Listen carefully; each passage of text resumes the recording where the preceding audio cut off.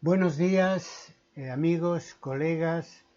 Hemos estado viendo en los episodios anteriores de esta serie de vídeos cómo escribir la historia en el siglo XXI. Hoy toca hablar en este episodio número 38 de cómo enseñar la historia en el siglo XXI, siempre en nuestra doble condición de profesores historiadores. Sobre la escritura de la historia en este nuevo siglo, hablamos continuamente del nuevo paradigma historiográfico, que partiendo de las tendencias historiográficas anteriores y de las necesidades actuales, pues eso, vamos delimitando el oficio historiador en este siglo XXI. Lo mismo podríamos decir de la enseñanza de la historia.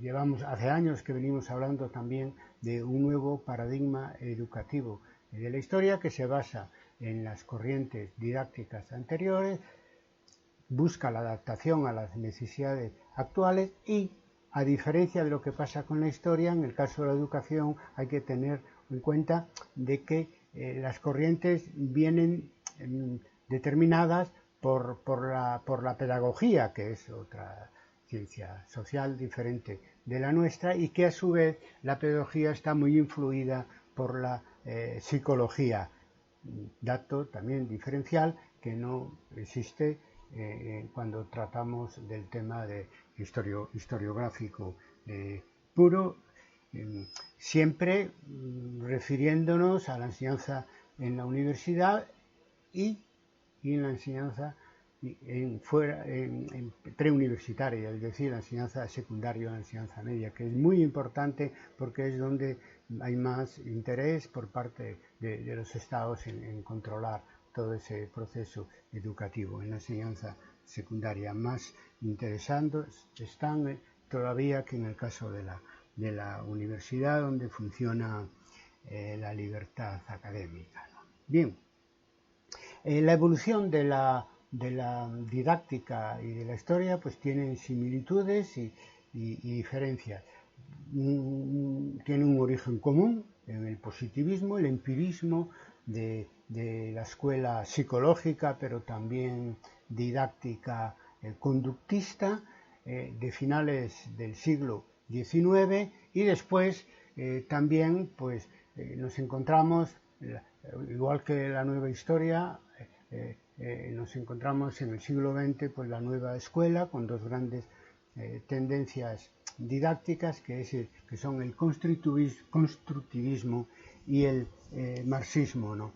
El conductismo sitúa el centro de gravedad en el profesor y aplica criterios de premio y castigo en el proceso educativo. En definitiva es la escuela tradicional, pues que bebe de la influencia de la psicología conductista, de Paulo, de Skinner, y que podemos resumir para los que le vivimos en nuestra infancia en España, en la España de Franco, en eso de memorizar y pegar, que era así como nos enseñaban o pretendían enseñarlos.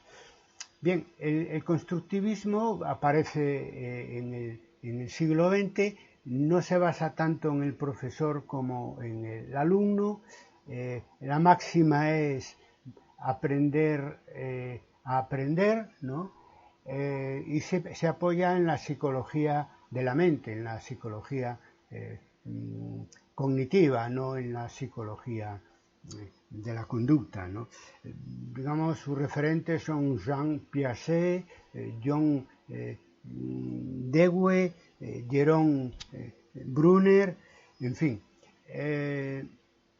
La otra corriente historiográfica renovadora de la didáctica de la pedagogía en el siglo XX, pues naturalmente es el marxismo. Podemos hablar de un marxismo subjetivista y un marxismo objetivista, como en otras ocasiones. En el marxismo subjetivista hay que hacer referencia a Paulo Freire y a su pedagogía de la liberación, que introduce la educación en valores, el compromiso social del maestro. Y en el caso más objetivista, estructural, diría yo, y que habría que hablar de Lev Vygotsky, que introduce el contexto social como un elemento esencial en el proceso educativo de los niños y de los jóvenes, donde entra, por lo tanto, como elemento a activar y a tener en cuenta, pues la familia y desde luego los profesores como mediadores, ¿no? Bien, la educación, ya lo comenté, a diferencia de la historia desde el punto de vista de la investigación y de su escritura, la educación atrae a los poderes públicos, es decir, el Estado quiere intervenir, y no solo el Estado, sino también los poderes económicos más o menos ocultos, tratando de imponer una metodología de la enseñanza y unos conocimientos de historia muy concretos. Presión que ya sufrimos y en muchos casos además forma parte de la legalidad vigente, ¿no? Por lo tanto, sabemos de qué estamos hablando. ¿Qué supone toda esta intervención pública? Pues bueno, que cuando en el siglo XXI retorna la historia tradicional por la propia crisis de las nuevas escuelas, etcétera, entonces se nos ofrece la idea didáctica de la educación en competencias, ¿no? Que es asumida y de alguna manera impuesta globalmente por la OCDE, con la colaboración de la Unión Europea y de los Estados europeos. En general, definen una didáctica oficial, más o menos obligatoria según los países y las zonas, ¿no? ¿Qué supone esta educación en competencias o qué ha supuesto esta educación en consecuencia? Bueno, en primer lugar, la marginación de la educación en valores. En segundo lugar, reducir el profesor a un simple facilitador que tiene que estar con la boca tapada cuando da clase, como condición para el aprendizaje colectivo, lo cual es una simple caricatura, naturalmente, de lo que tuvo y tiene de positivo el constructivismo. Y en tercer lugar, se trata naturalmente de constituir como objetivo principal de la educación, tanto en la enseñanza media como también en la universidad, la educación en competencias ligadas al ejercicio profesional futuro. Es decir, se trata de exportar de la enseñanza laboral a la enseñanza secundaria, incluso a la enseñanza universitaria, lo que conocemos como competencias laborales, ¿no? Puede parecer un poco fuerte, pero es el fondo del problema que estamos criticando aquí y tiene que ver paralelamente con esa tendencia a condicionar la universidad en función del servicio que pueda dar al mundo empresarial. Todo esto de la educación en competencias laborales aplicada al conjunto de la enseñanza primaria, media y universitaria fue posible porque vivíamos un momento de pensamiento único neoliberal que hoy ya de alguna manera estamos afortunadamente dejando atrás. Pero bueno, estamos haciendo historia de las tendencias didácticas y su incidencia en la enseñanza de la historia. Y claro, el problema que se planteaba con esta novedad de la educación en competencias, presentada ni más ni menos que como nuevo paradigma educativo, es cómo aplicar eso a las humanidades y a las ciencias sociales. Y ahí, pues, la inteligencia de los colegas que, por ejemplo, están en el proyecto Tuning en la Unión Europea, que le dieron un poco la vuelta a la tortilla, ¿no? Claro, no tenía mucho sentido la propuesta inicial, porque claro, competencias laborales en el campo de la historia, ¿eso qué es? Bueno, pues dijeron, ya que eso va a ser, y de hecho aún sigue siendo en cierta medida después del Plan Bolonia obligatorio, pues vamos a formar al alumno, no solo en la universidad, yo creo que también en la enseñanza secundaria, para que aprenda a manejarse con fuentes históricas, o sea, que aprenda historia pues a través de los artículos de la prensa actuales o pretéritos, a través de la historia oral, es decir, haciendo entrevistas, por lo menos para la historia del siglo XX, pues que aprenda historia pues trabajando con arte, con elementos arqueológicos, etcétera. Por lo tanto, en fin, no hay mal que por bien no venga. Algo sacamos de esta imposición de la educación en competencias, como es formar muy tempranamente y de una manera, digamos, elemental a nuestros alumnos en historiografía, es decir, en cómo se escribe la historia, aprendan un poco cómo se escribe la historia. Eso además, si se hace en la enseñanza secundaria, pasará que en la enseñanza universitaria nos vienen mucho más preparados para ser profesores e historiadores críticos, con habilidades no solo para leer, sino también para escribir la historia. Ya dije, no hay mal que por bien no venga. Después del COVID, pues estamos todavía en ese proceso, se están produciendo cambios muy serios, es decir, el neoliberalismo está de capa caída, igual la idea, lo mismo que la idea del mercado como regulador de la vida,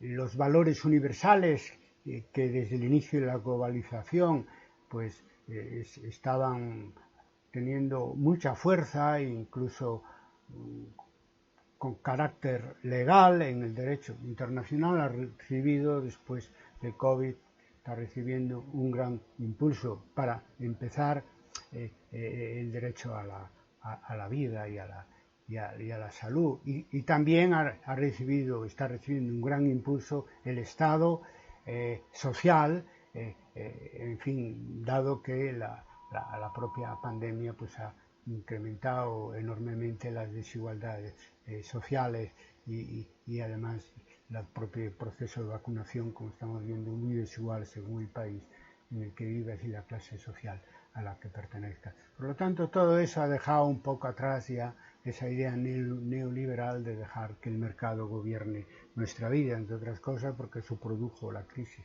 del año 2003 con la consecuencia de una gran recesión, y ahora mismo pues esa norma de políticas públicas no sirve para nada cuando lo que tenemos es la urgencia que genera la gran pandemia de este siglo XXI, que todavía no hemos superado plenamente. Urge en este proceso post-COVID, por lo tanto, reformular el nuevo paradigma de la historia, superando la parte negativa del nuevo paradigma educativo neoliberal, y esta superación, en mi opinión, pasa por 4 puntos importantes. Bueno, sobre esto yo ya he escrito en el año 2007, por lo tanto, todo lo que ha pasado después ha venido a confirmar las propuestas que allí hacíamos en ese trabajo al que haré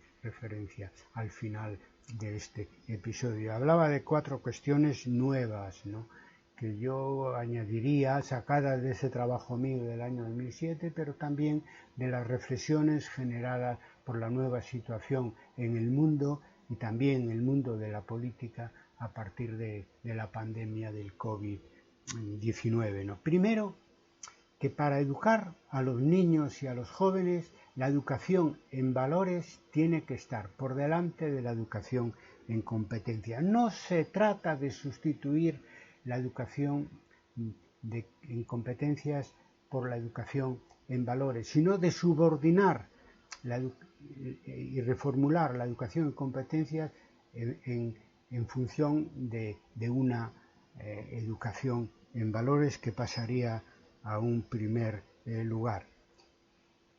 Seguir la idea del proyecto Tunen y educar a nuestros niños y también a nuestros jóvenes universitarios, salvando las distancias, en competencias historiográficas, que aprendan a buscar datos, a hacer análisis históricos mínimos. Claro, esto de alguna manera en la universidad ya se hace, ¿no?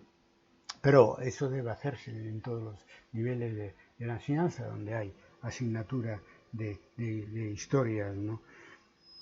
Siempre reduciendo la memorización a un mínimo y sabiendo de que la nueva forma de enseñar en este nuevo siglo debe de estar en relación con la nueva forma de escribir la historia en este siglo.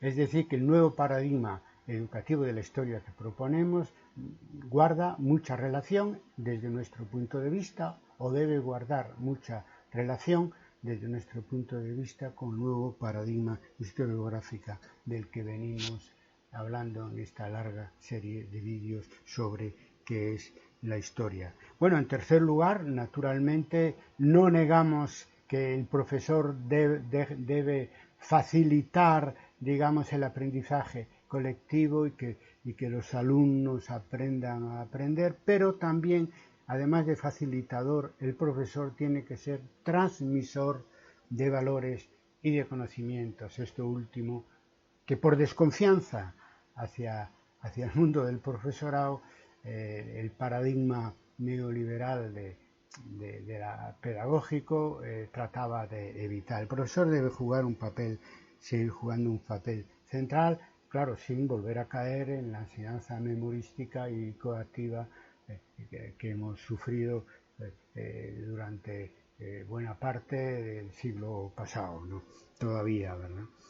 Bien, y en cuarto y último lugar, no tiene sentido buscar profesores, sobre todo en la enseñanza secundaria de nuevo tipo, etcétera, que enseñen a los niños a pensar por sí mismos, a analizar la historia inmediata que les rodea, la historia inmediata y anterior, en fin, sí, esos profesores, para poder llegar a ser profesores de enseñanza secundaria, tienen que pasar unas oposiciones donde necesitan varios años para memorizar toda la historia escrita sobre los temas de los programas, los temarios de los programas de estudio que tenemos en la enseñanza secundaria. Eso es una barbaridad, ahí el retraso es fenomenal, igual que se ha hecho con otras oposiciones. Las oposiciones de enseñanza secundaria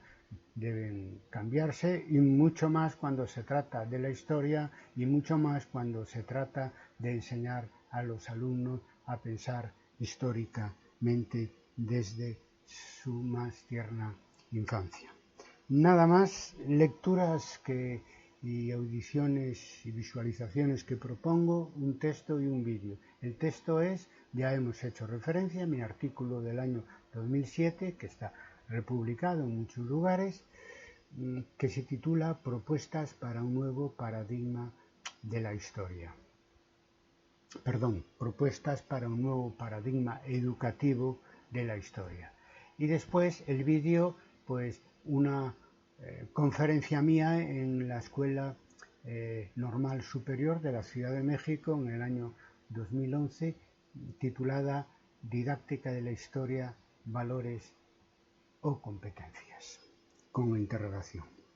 Bien, el próximo episodio será sobre la egohistoria, es decir, la historia de uno mismo, el historiador poniendo en práctica su oficio, pero aplicado a sí mismo y a su propia evolución personal, familiar y social, analizando, claro, obviamente, la incidencia sobre la historia que escribimos y enseñamos. Egohistoria, por lo tanto, sería el episodio 39.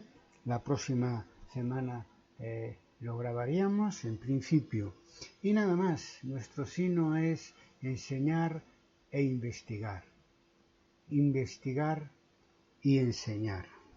Sed felices.